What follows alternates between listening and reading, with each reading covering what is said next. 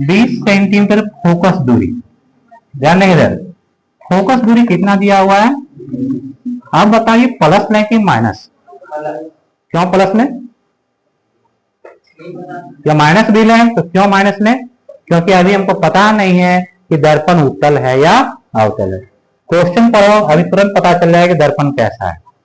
Focus रे गोलीय दर्पण है, तो कितनी दूरी पर वस्तु को रखें इसका प्रतिबिंब 4 गुना आवर्धित, मतलब 4 गुना बड़ा हो। ठीक है, अब ध्यान देंगे इधर, दो प्रकार का दर्पण आपको बता चुके, अवतल और उत्तल। अब दोनों प्रकार के दर्पण का विशेषता थोड़ा ध्यान दो।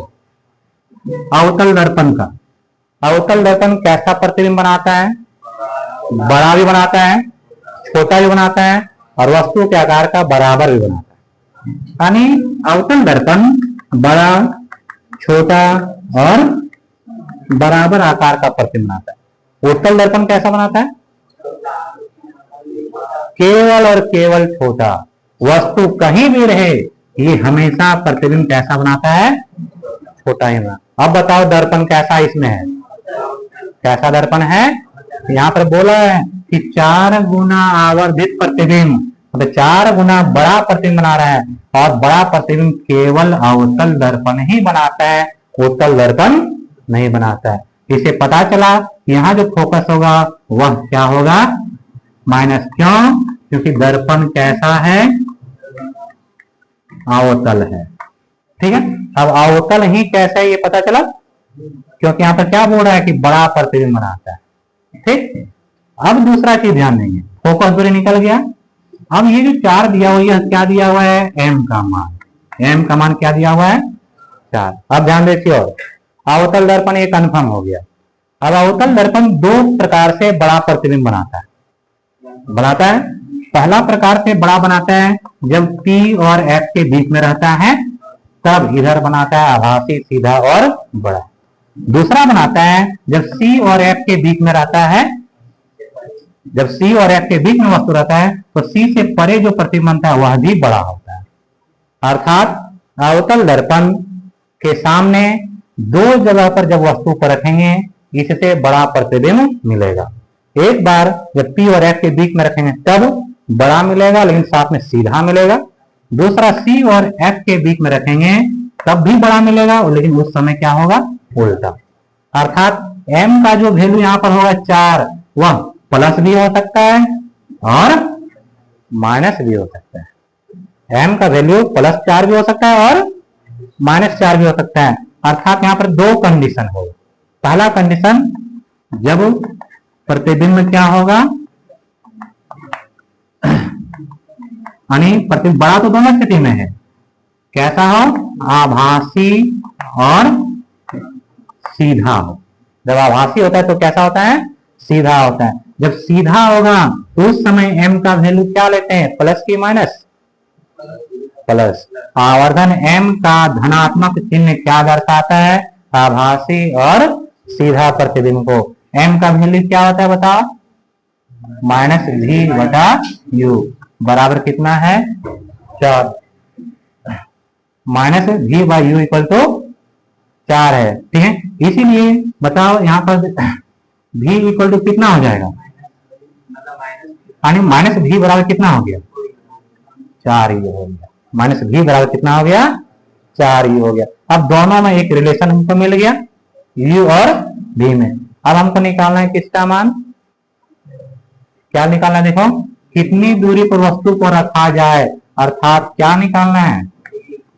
u को निकालना है। किसका मान निकालना है? u का मान निकालना है। ठीक है, तो अब क्या लगा देंगे आगे बताओ? दर्पण सूत्र। ठीक है, क्या कहता है दर्पण सूत्र? 1/v + 1/u equal to 1/f। 1/v, v के जगह पर कितना रखेंगे? अच्छा देखो, ये -v बराबर 4u है, तो v बराबर क्या होगा? तो जहां v है वहां पर कितना रख देते हैं? -4u प्लस 1/u बराबर 1/f। f का वैल्यू कितना है? -v। अब इन दोनों का एलसीएम लेंगे, 4u और u का कितना होगा? भागा देंगे, -1। प्लस 4u को u से भागा दिए, 4 को 1 से गुना करेंगे तो 4 बराबर कितना, -1/20। ठीक है, अब ये कितना हो गया देखो, 3/u बराबर -1/20।